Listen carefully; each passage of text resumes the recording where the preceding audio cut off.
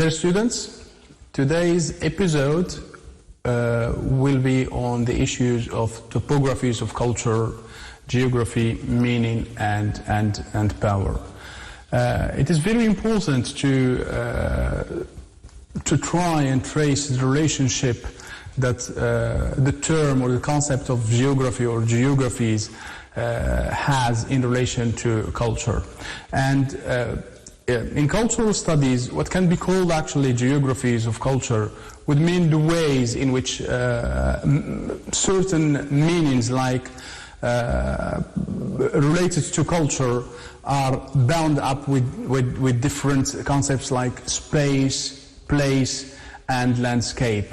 And one sign of this is that the language of cultural studies is full of spatial metaphors.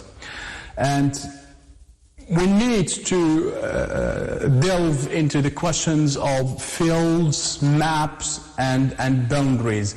And we will also try to find out how cultural studies is also full of talks and full of discussions about the margins, about borders, about networks, and so on and so forth.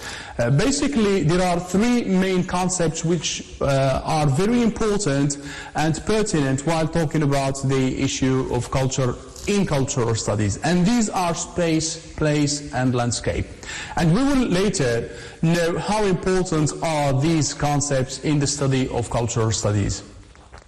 Considering, for instance, space. Space means to consider the ways in which in reality or representation, the distribution of things and activities, how boundaries are formed, patterns of movements are both culturally produced and are part of the construction of culture. So both boundaries and movements are very pertinent, so important in the construction of the so-called culture. The spaces that we inhabit, whether they are sacred and profane spaces of, let's say, an African village or of Wall Street in the United States, are intimately bound up with the ways in which we live out our lives. You can consider, if you would like, the space of mosque. What can you do inside a mosque and what you cannot do outside the mosque, and in here we might be talking about the public sphere or the public space and the private space. The second concept is related to place, and considering place means considering the ways in which a particular location is important in the making of cultural world.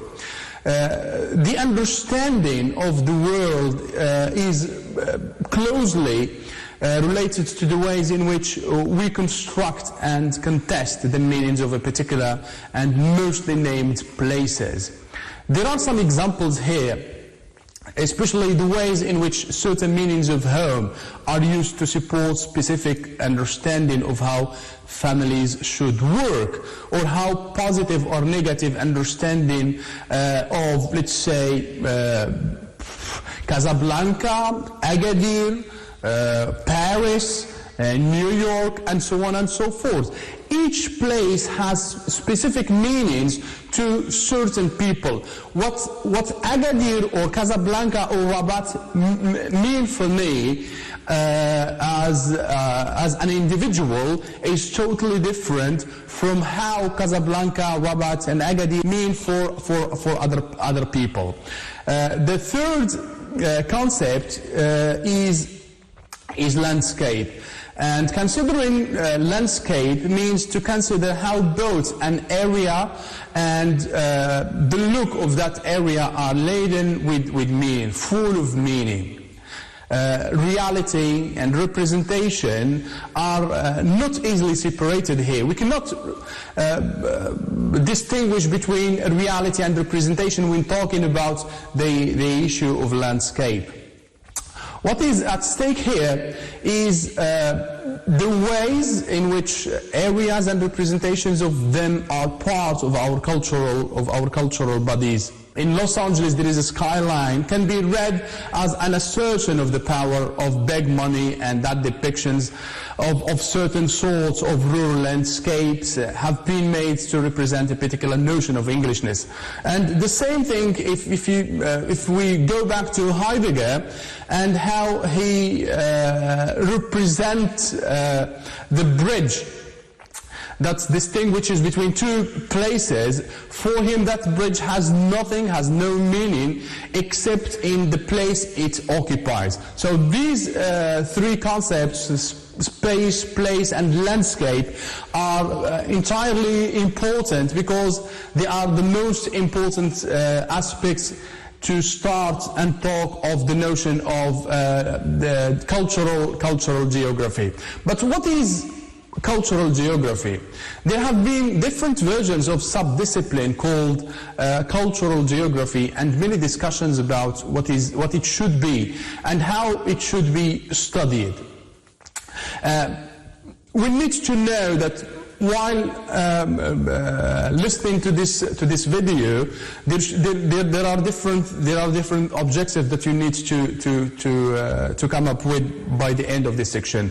And among these, you need to understand how the centrality of representation has been questioned within cultural geography. And representation here is very important because it is related to identity and related also to geography and places and spaces. To see how meanings are given to certain places, to certain spaces and landscapes through power. And power here is very important throughout the study of culture. And also to understand the relationship between cultural studies and cultural geography. The alternative version of cultural geography have different basic positions, and one which is culture is the meanings that are made by people through social interaction and social relations, and cultural geography here is the study of how these meanings relate to the question of space, place and landscape, which means that meanings given to certain places are heavily related to power, and culture is the meaning that those people try to give to those spaces and those places and those landscapes. The second issue actually is that those processes of making the cultural meaning of space, place and landscape are, let's say, matters of power and resistance. And cultural geographers have to concern themselves with who has the power to make those meanings, the ways in which they are challenged, and the effectiveness of those challenges. It is important to know that during the course of this lecture, we will come up to understand that meanings given to certain places and spaces are shaped by power, and we will come to the modes of resistance and how to resist those meanings and those representations. And we will talk also about stereotype.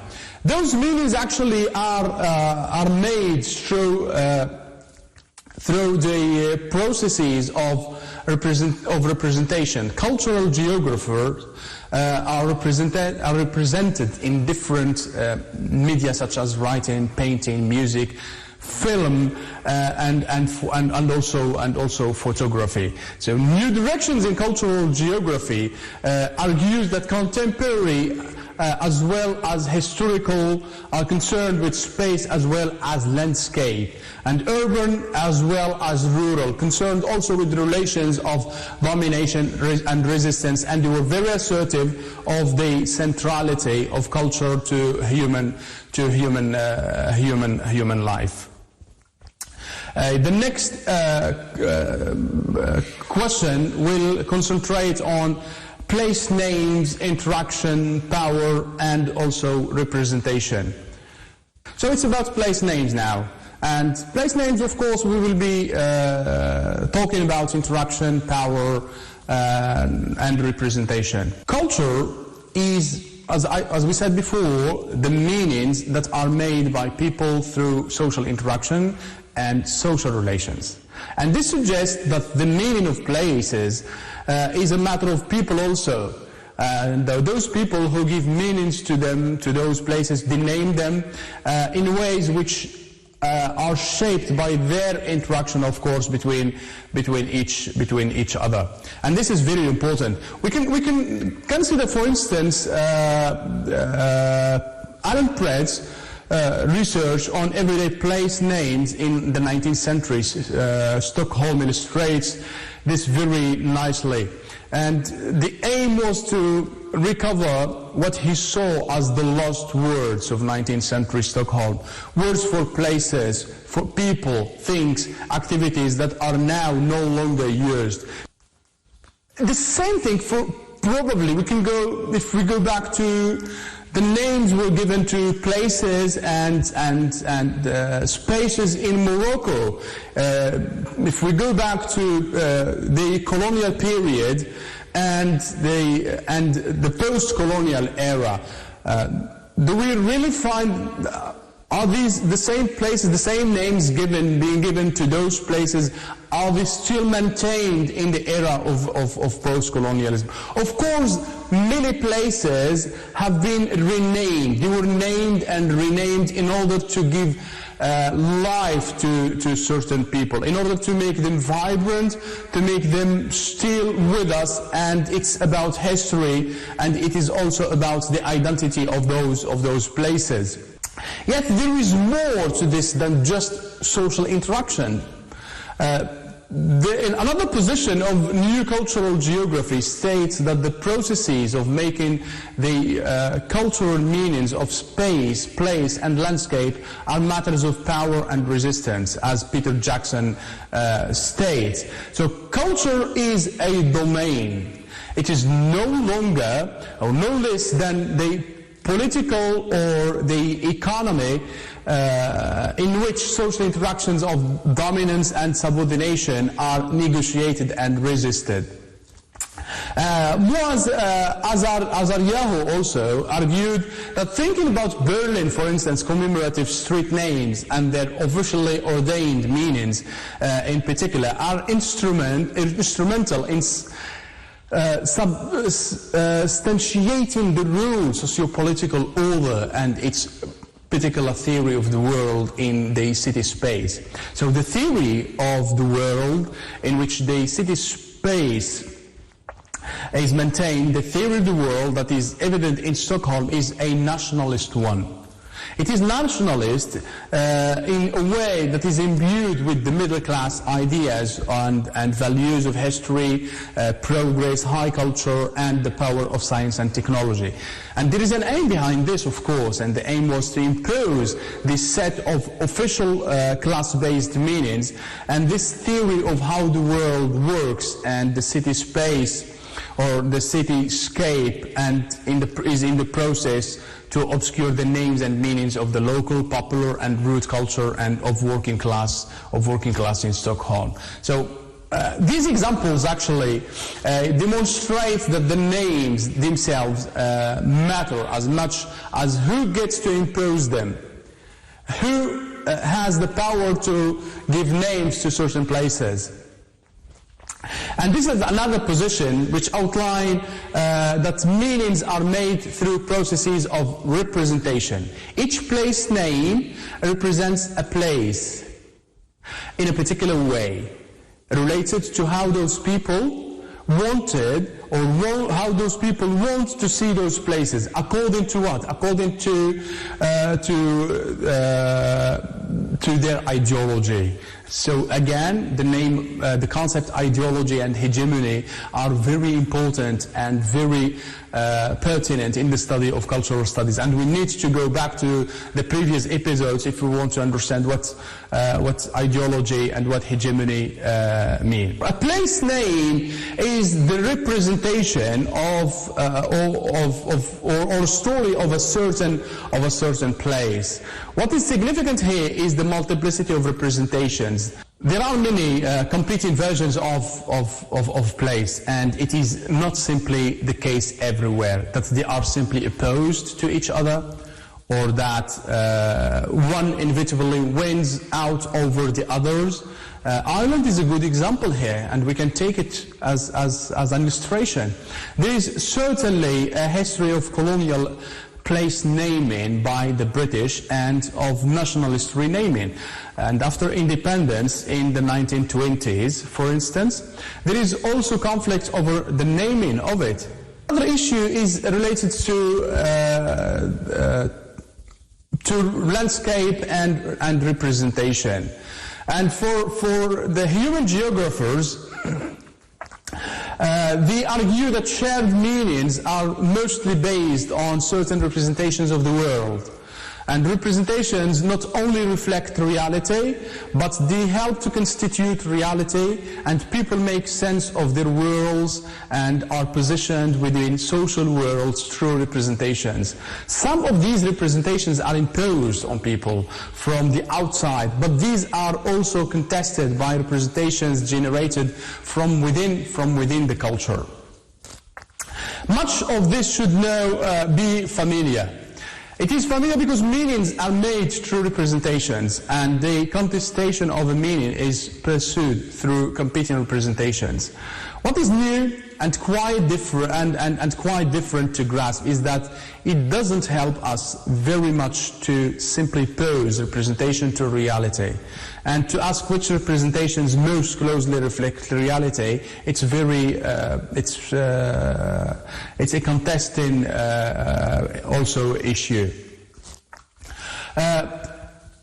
There was in the successful campaigns of townlands a recognition of the meanings of place names being made through social interaction in place and of the politics involved in the struggle of their continued existence, and in the power of these names as representations of places that could unite as well as it divide. And sometimes when discussing landscapes, what comes readily to mind is a visual depiction of a certain sort, which is a landscape painting constructed according to the conventions of the picturesque. So landscape here also has something to do with painting. And there are some key influence here in influential figures like Edward Said, who discussed the issue of landscape of place and in relation to representation in his Orientalism. In terms of representation in relation to place and space, Edward Said's book is very pertinent and an important example to discuss with you today. Said's book, Orientalism, was published in 1978, had an enormous impact on cultural studies. In the ways it offers an understanding of the politics of representation in texts and images which connected with words and pictures to issues of power and domination. Said drew on the work of Michel Foucault and Gramsci and combined his work with close attention to a range of texts that he offered readings of the West representations of scientific texts and academic monographs, and how these represented the East in a very false way. And this implication combined certain practices of imperialism. And Said here argued that the version of the East, which was created within this discourse, was one of the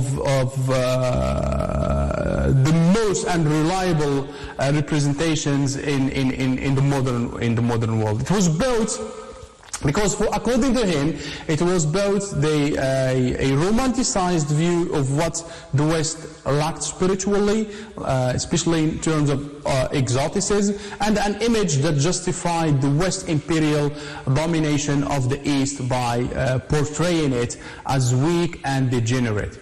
This pioneering work has been followed by a range of similar studies on other sorts of texts and other places, and has been an important important part of the development of a body of post-colonial theory and other studies, including cultural studies, which connect language and power. And much of these has also involved criticism of Said for the ways in which he dealt with power, agency, and gender. Another issue at stake here, which is national identity. All of these forms of representation raise the question of the relationship between geography and identity. And one of the key concerns of cultural studies, if we define identity as a sense of self that encompasses who people think they are and how other people regard them, then there is a similar relationship between self-definition and the imposed definition of others as the discussion of representation. It also deals with the idea of who can be included and who cannot. And we can also talk about the idea of borders. Who can be welcomed and who is refused or to be granted access inside society. This means that identities, if we want to make it this way, are always social constructions rather than simply matters of individual. It also means that contestation over different versions of identity are power struggle. And the most obvious involves identities which are constructed in relation to certain places. People identify themselves with places. We can name someone as the Moroccan, as the Algerian, as the American, as the French, and all of these identities are associated with place. They say that they are Parisian or Moroccan because they construct their identities at the level of that place. Identities also can be developed at the level of neighborhoods within certain cities or even within particular streets. And in many very significant ways, our identities are defined both by ourselves and by others. And one very influential framework is that of Benedict Anderson's idea of imagined communities. And Anderson's starting point was the wars in the 1970s between Cambodia, Vietnam, and China. And he wanted to understand why all these Marxist socialist states were fighting against each other, nation states. They are all of them communists, but they are fighting against each other. He also looked at Eastern Europe and remembered that this was before the fall of the Soviet Union and concluded that it was only the presence of the Red Army that was preventing armed conflict between the state socialist nation states in the region. And as he put it, and history for him has proved him right. Who can be confident that Yugoslavia and Albania will not one day come to wars? Any idea that nationalism would disappear seemed to him to be an illustration, and he set out to study it. His approach is to say that nations are cultural artifacts that we create in our collective imaginations. And this doesn't mean that they are simply illusions. No, they are real.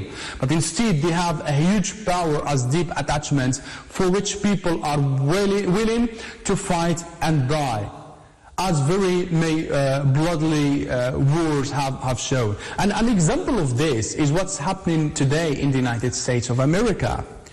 While people are rioting against what was happening, against the killing of the blacks, why the Afro-Americans are fighting against the white Americans, or vice versa. How can we explain this, even if they both live under the hegemony of the United States, of the flag of the United States? So nationalism is therefore always a matter of cultural politics. Cultural matters to nationalists because for them primary is primary political identities. Nations you belong to are defined in cultural terms. Therefore, nationalist movements devote much attention to symbolic struggles over space. They devise place names to inscribe their theory of the world into the landscape. They also use public monuments and memorials to give meaning to space and to transform neutral places into ideologically charged sites. And these are the main aspects of what make people struggle against each other, belonging to the same country. Another aspect which I would like to talk about is mobility, hybridity, and heterogeneity, and I will be very brief about this. So far, what has been considered are the representations that they try to fix the meanings to landscapes, places, and territories. But geography is also about mobility, the movement across space and between places. And one influential form of geographical representation is travel writing. This has often been analyzed as part of colonial discourse, but later is transformed to traveling cultures. One key concept here is globalization hybridity, the relationship between globalization and hybridity. Globalization describes the process of gradually intermission world economies, politics, and cultures into global system. The growth of world system is usually associated with the risk of capitalism in the 15th and 16th century, and the capitalist mode of production spread with the explosion of European powers, and the growth of globalization has pushed people to migrate from one place into another. And today we can no longer talk about the purity of origins or the pure ethnicities. Why? Because people are mixed with others. Their movements made their identities in a constant movement, in constant transit, and we can no longer talk about the fixity of identities. So it gave us different languages, different contact zones, different modes of conflicts, and it gives us a way to start and perform our identities differently.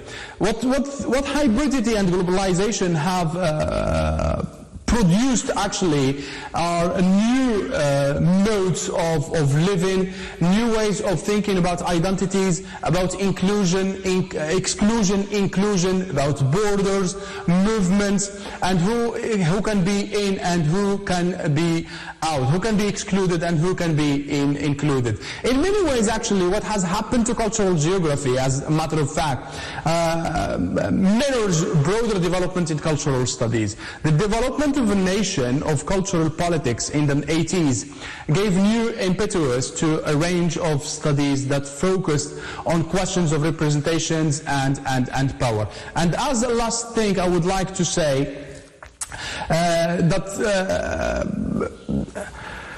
from archaeology and anthropology, the meaning of culture engages with new concern with objects, which runs throughout cultural studies. Indeed, in the case of nature, there is an increasing concern that this is where some of the new frontiers and borders and frontiers of understanding and borders of understanding ourselves and the others' relationship and our relationship with power and knowledge and meaning must lie. Thank you very much, and we hope to see you in next episodes.